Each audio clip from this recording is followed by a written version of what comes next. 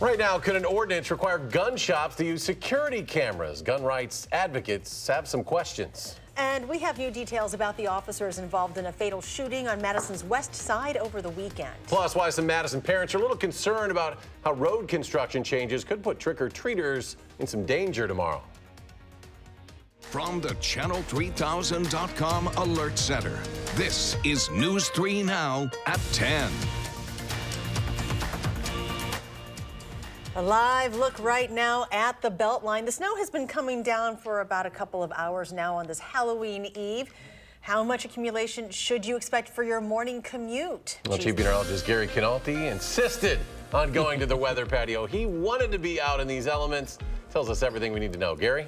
Well, you can get an idea how hard the snow is coming down. Right now, it's a pretty light snow. The flakes were a little bit bigger about an hour ago, but it is snowing pretty steadily. As we take a look at high-resolution Doppler radar, the snow pretty much covers most of southern Wisconsin. It's mainly flurries out toward the La Crosse area, but much of the News 3 Now viewing area getting some steady snow. Visibilities right now generally between about 2 and 4 miles, indicating the snow is coming down at a pretty good clip here in Madison. Visibility about 2 miles at the airport.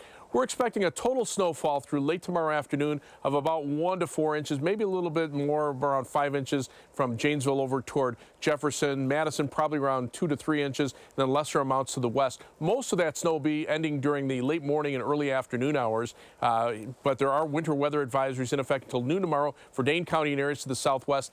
East of Dane County, that advisory runs until 3 p.m. tomorrow because the snow will last a little bit longer there. Expect occasional light snow tonight into tomorrow morning. Then by lunchtime here in Madison, it probably will start stopping with temperatures climbing to a high of 34 for the trick-or-treaters. The Halloween forecast is a pretty cold one for them during the hours of trick-or-treating. I'll have that forecast in a little bit more detail later on in the newscast. All right, Gary, thank you. Turn on News 3 Now this morning before you head out to work or get the kids to school, and think layers with those costumes tomorrow night. Hattie, Josh, and Leah will have the very latest on snow accumulations, up-to-date road conditions, so you are prepared for your day from 4:30 to 7 a.m. A gun stolen from a shop in Baraboo is still out there, and police aren't sure where it is. Well, they work to find it. They're also trying to make sure it doesn't happen again. Amy Reed joins us now to explain how. Amy? Back in July, 2 people stole some guns from Jim's Gun Supply. They've been found, and one of the guns has been found, but the other one is still missing. Part of the problem here is there was no security footage to help with the case. Now police and the city are trying to fix that, though not everyone's on board. With new cameras in place, Jim Astle is hoping the theft that happened this summer doesn't happen again. If the cameras would have been there, they could have seen it, delivered on it right away, went after the right person, and got both guns back. They got one. The other one's in the wind. So we have no clue where they're going, what that is. It impacts everything from the drug world to human trafficking, all these different areas, and guns are a traded commodity. It was after that one of his officers came up with the idea for an ordinance that's one of the first of its kind, requiring gun shops like Astle's to have security cameras and keep the footage for 90 days. I think the ordinance is actually a smart idea. I feel I'm at fault that I didn't have this new system. I should have had something like this. But others have questions, people like Nick Clark. If the cameras go down, that raises the question if they're out of compliance, if they're should they be unable to operate their business during the time that cameras might not be functioning? He's the president of Wisconsin Carry, a gun rights group. His organization is looking at filing a lawsuit against Baraboo based on a Wisconsin statute which says essentially municipalities can't regulate the sale of firearms. Clark says the sale having to be on camera counts. We believe that Baraboo should be following state law. I think it's incumbent upon even municipalities. If anybody should be obeying the law, it should certainly be government. Chief Mark Schaaf disagrees with the interpretation. It is just a means for us to have an investigative tool if we need later on. And Astle, who's also in law enforcement and sees the benefits of having cameras and investigations, says he's happy to comply. In one way, I'm glad I got this system. I don't like the way it happened, but the system's pretty cool. Now, in order to file a lawsuit against the city, Wisconsin Carry needs a plaintiff, someone to represent their side. All of the current gun shops in the city are already in compliance or working on it. So their next step is finding a future shop owner who might take issue with this ordinance. Amy, thank you. And developing tonight, we are learning the names of the officers now on paid administrative leave. This is related to a fatal officer-involved shooting Sunday night on Madison's west side. Sergeant Ryan Gibson, who has 18 years with the Madison Police Department, Officer Sonny Martinez, 11 years with the force, and Officer Justin Nelson, who has 5 years of service. We do not know which officers fired their weapon. 63-year-old Dean Thomas was killed in that shooting. Officials say he was firing a gun at officers. And an update to our breaking news story from last night. A man in stable condition after being shot in a Sun Prairie apartment building last night. This was just before 7:30 at the Arlington Apartments near Highway 151, just west of Bird Street. A 26-year-old man shot in the stomach area. The suspect ran off before police arrived. They are investigating and believe it is an isolated incident. Halloween always a time for drivers to be extra alert. But in one East Johnson Street neighborhood, a recent road closure will put more cars and kids on the same dimly lit streets. Jamie Perez is live to share the concerns of parents. Well, East Johnson Street has actually already been down to one lane for several months now. Starting tomorrow, the entire road is going to be cut off completely, meaning all of that traffic that is usually pretty heavy on this street is going to be rerouted to some of these really dimly lit side residential streets. And one parent that I spoke with said Halloween is already problematic when it comes to pedestrians and trick-or-treaters, but with all of this going on, it might be even worse. This whole thing's been going on for months now, and it's been just kind of a headache. Tim Stum has seen the traffic get worse in his neighborhood ever since this Johnson Street construction project started several months ago. But he said what was already a frustrating road experience is about to get even worse when the city closes off this street for construction on Halloween. We're already seeing a lot of increased traffic due to the construction, and this will just make the traffic even worse as they close down that other lane here on Johnson Street. So just really concerned that there'll just be an influx of cars right at rush hour in the dark, coming through these side streets, just as little kids are crossing streets. Strum said one of his neighbors asked the city to postpone their construction plan by one day to keep the kids as safe as possible on Halloween. But the city said they couldn't make that happen. It is not as easy as gotta push it off. It takes a lot of coordination. We have contractors, subcontractors, crews that have all scheduled for this closure. Hannah Molinitsky also said with construction season coming to a close, they need to get these projects done soon. Mother Nature is putting pressure on all of us. They're all legitimate reasons, but just due to the circumstances of Halloween happening tomorrow, it just seems like delaying one day to allow these kids to have a more safer trick-or-treating experience just seems like it's worth any extra time on the back end for the construction project. The city said they may have to end up postponing their project anyways, just depending on how much it snows tonight and tomorrow, but they will post an announcement online on their website in case that happens. But for the meantime, they don't plan on making any changes, so they're really just warning people to be extra careful around this area with everything that's going on, with all of the trick-or-treaters that are going to be out tomorrow night. Just make sure you're extra cautious around this area tomorrow. Yeah, always so important for drivers to be looking out for those little ones tomorrow night. Jamie Perez live near East Johnson. Jamie, thank you. New at 10, the Grant County Sheriff's Office is reminding people to check children's Halloween candy after meth candy was found in southern Wisconsin. Sheriff Nate Dreckman says the candy is new to our area and the amount of methamphetamine in our area has grown over the past couple of years. Police are asking parents to report any suspicious candy. The man who kidnapped Jamie Kloss and killed her parents got into a fight in a New Mexico prison with an inmate who asked about the case. Corrections Department records show 2 inmates at an unnamed prison approached Jake Patterson on August 28th and told him to leave their pod because of what he did to Kloss. Patterson punched one of them, triggering a fight. Records show the company that transported Patterson from Wisconsin to New Mexico had to drive straight through because no other state would assume responsibility for him, even briefly, while the transport team rested. A top White House official scheduled to testify behind closed doors tomorrow as part of the impeachment inquiry will step down. CNN reporting that Tim Morrison, a top official on the President's National Security Council for Europe, is still finalizing his departure date. He was recruited by former National Security Advisor John Bolton, and his departure has been expected since September. Tomorrow, a vote is expected on the House floor to establish procedures for the impeachment inquiry. Meanwhile, Democratic House impeachment investigators have invited Bolton to testify behind closed doors next week. Bolton's lawyer says that will not happen without a subpoena. If Bolton ends up testifying, he will become the most senior witness to do so thus far in the impeachment inquiry. Wisconsin lawmakers are preparing a bill to allow college athletes to hire agents and profit from their names starting in 2023. The bill is similar to California's Fair Pay to Play Act, signed into law last month. The Wisconsin proposal would make it illegal for state universities to revoke an athlete's scholarship or eligibility to take money through endorsements, autograph signings, or social media ads. Janesville drivers could have to wait until spring to use the Milwaukee Street Bridge. Work was supposed to be done this summer and then this fall, and now the high water level forcing yet another delay. The Rock River would have to drop close to another 2 inches for work to continue.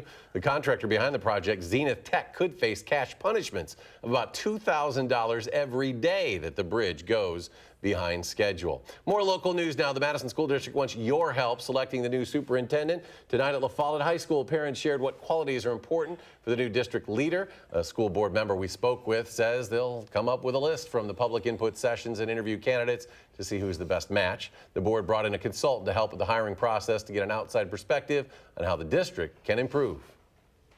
We'd be able to have a consultant come in and, in a way that wasn't caught up in any of the current patterns of the district, help us better see where we need new strengths, where we can build on existing strengths, and find a person who can do that for us. Now, the goal is to hire a new superintendent by January or February. The school board is still accepting feedback, and you can fill out a survey at mmsd.org/superintendent search. We want to take a moment to recognize UW-Madison's first African-American assistant football coach who passed away last week. As a decorated high school football coach in Texas, Louis Les Richardson caught the eye of UW-Madison. He moved here from Texas with his wife Velma in 1966 and became the first black coach in any sport to be hired by Wisconsin, and the second black football coach to be hired by a Big Ten school. According to his obituary, many saw Richardson as a life coach off the field, leading his players to be community-minded men. He passed away on Thursday in his Madison home at 93 years old. His visitation is Friday at Heritage Congregational Church in Madison, and his funeral services will take place in Waco, Texas. We'll be right back.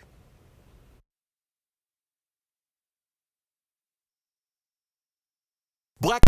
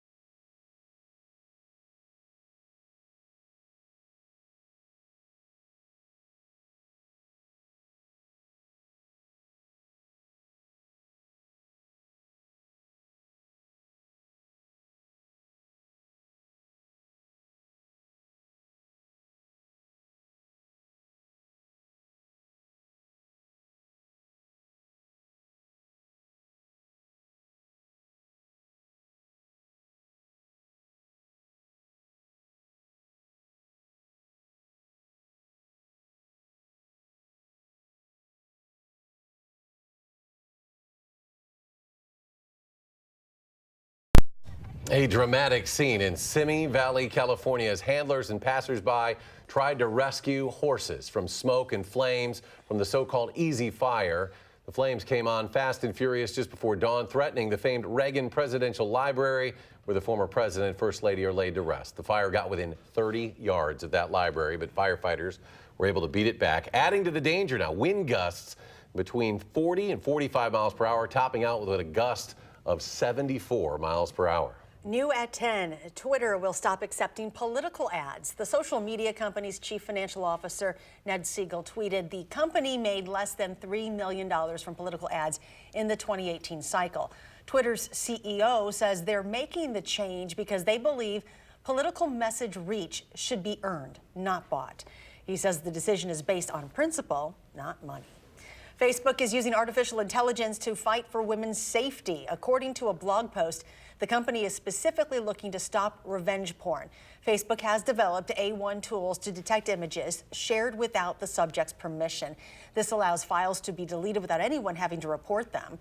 Facebook says sharing non-consensual intimate photos disproportionately affects women. Right now, Wisconsin is in an energy emergency. Governor Tony Evers signed an executive order to declare it today. He wrote in a release that a late corn harvest and sudden cold temperatures have caused an increase in demand for propane across Wisconsin and other Midwest states. Hundreds of residents rely on it, of course, to heat their homes. The executive order allows for a more efficient delivery of petroleum.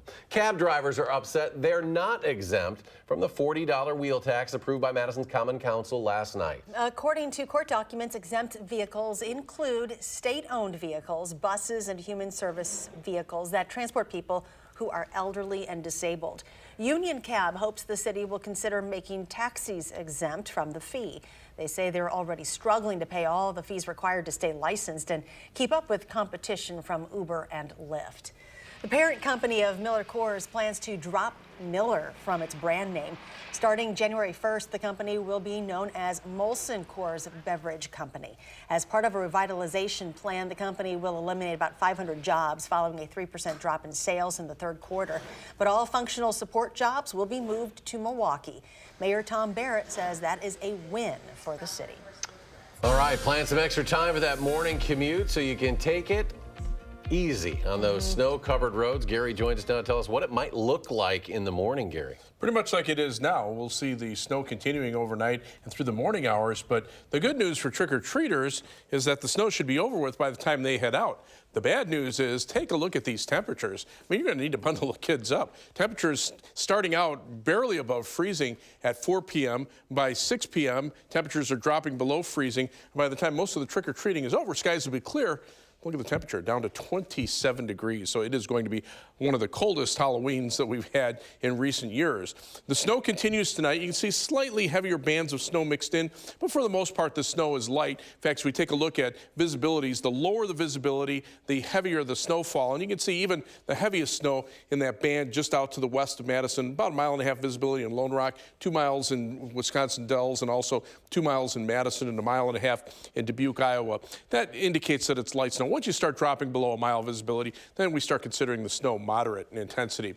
As we look at the future track computer model, light snow will continue overnight, but then as we get into tomorrow morning and tomorrow afternoon, the snow should gradually come to an end. So by 4 p.m., just before the trick-or-treaters head out, most of the snow that's left will be near Lake Michigan. Some of that could be in the form of a mixture of rain and snow, but we'll be down to just flurries or, in some cases, getting some sunshine, especially the farther west from Madison that you go. But again, that's not going to help temperatures. With at least a couple of inches of new snow on the ground, that's going to keep temperatures down. And then with mainly clear skies tomorrow night, we could be dropping to near 20 degrees by early on Friday morning. Friday, we'll see more clouds come back in, and we could see some flurries or a little bit of drizzle in the afternoon with high temperatures in the upper 30s. Snowfall amounts, we're probably looking, and we haven't changed this very much over the last 24 hours or so, perhaps some 4-inch amounts or a little bit higher from around Janesville to Jefferson and then eastward toward just west of Milwaukee. General 1 to 4 inches here, but probably about an inch over toward Richland Center and Wisconsin Dells, maybe 2 to 3 inches in Madison. There are winter weather advisories in effect overnight. They run until noon tomorrow for Dane County as well as Lafayette and Greene counties. To the east of Dane County, the advisory runs until 3 p.m. because the snow will linger a little bit longer there. And then down to the south, those advisories run into tomorrow afternoon for northern Illinois and eastern Iowa. An alert day remains in the forecast for that 1 to 5 inch snowfall and a wet and cold trick-or-treat night for the trick-or-treaters. Light snow falling on the Edgewater Skycam. As we check out the almanac for today, you'll see the high temperature only made it up to 35 degrees. The overnight low temperature was at 25. So as we check out our forecast for tonight, again, that winter weather advisory for Dane County and areas to the south and east. Look for an overnight low temperature of 28 as the snow continues overnight, but comes to an end tomorrow morning or early tomorrow afternoon. High temperature of 34 degrees, about 1 to 5 inches of total accumulation. And then as we take a look at the 7 to 10 day forecast with fresh snow on the ground, that's going to keep temperatures in the 30s for Friday and Saturday, maybe up to around 40 or a little bit above for Sunday and Monday, then back to the 30s by next week. And for the following weekend, we might be struggling to get high temperatures up to around 30. Oh my gosh. So you're saying summer's over? I'm saying summer is over. That's the understatement of the night. Gary, thank you. You're welcome. Gary. All right, Badger volleyball team trying to stay perfect in Big Ten action tonight at the Fieldhouse. We'll have the highlights coming up in sports.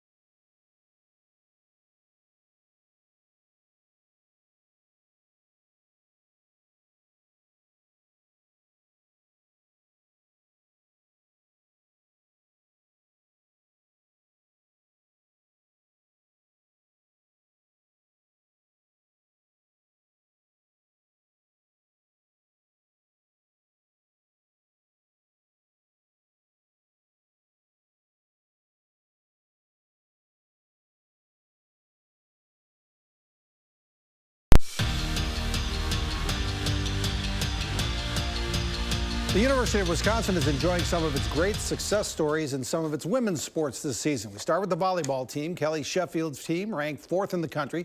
They take an undefeated Big Ten record against Maryland at the Fieldhouse tonight. Badgers got off to a great start. Junior setter Sydney Hilly is kind of sneaky sometimes. Look at that sneaky little shot to help Wisconsin win the first set. Second set, great defensive dig by Lauren Barnes. Then it's that sneaky Sydney Hilly again. Badgers beat Maryland 3 straight, go on to 11-0 in the Big Ten. Wisconsin is at Indiana on Sunday. This afternoon, the women's soccer team has a rescheduled game with Ohio State at the McClymonds Complex. The Badgers' Danny Rhodes gets her 7th game-winning goal of the season. Final score, Wisconsin 2, Ohio State 1. The Badgers unbeaten in their last 17 games at home.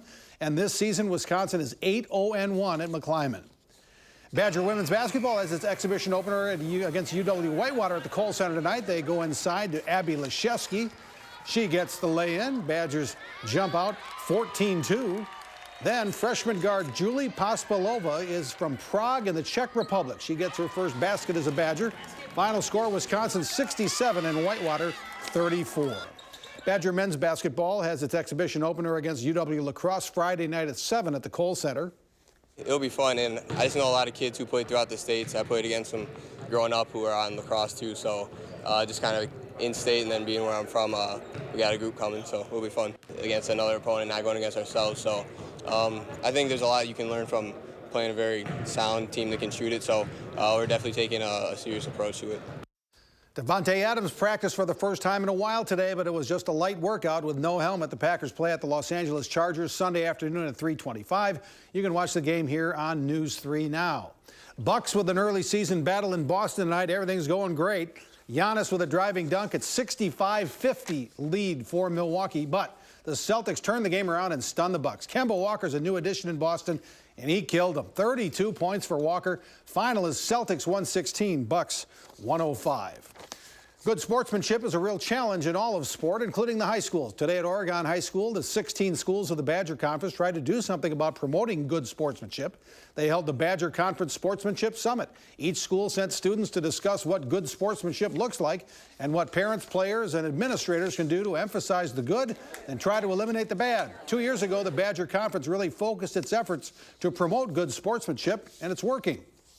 And it's really something that's paid dividends already in just a short amount of time that we've been focusing on it. We've seen improvements in our student section behaviors, but we've also seen more consistent expectations across the 16 schools. The Badger Conference is a big conference, so that's really helped our sportsmanship out too.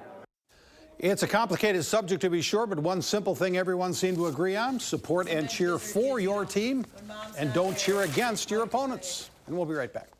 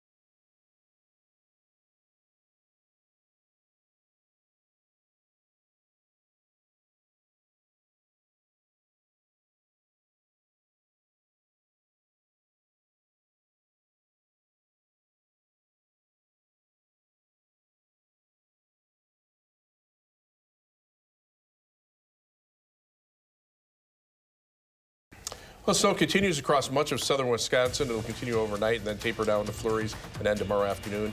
Total snowfall about 1 to 4 inches, about 3 inches in Madison, lesser amounts to the north and west. And we'll have the latest on News 3 Now this morning.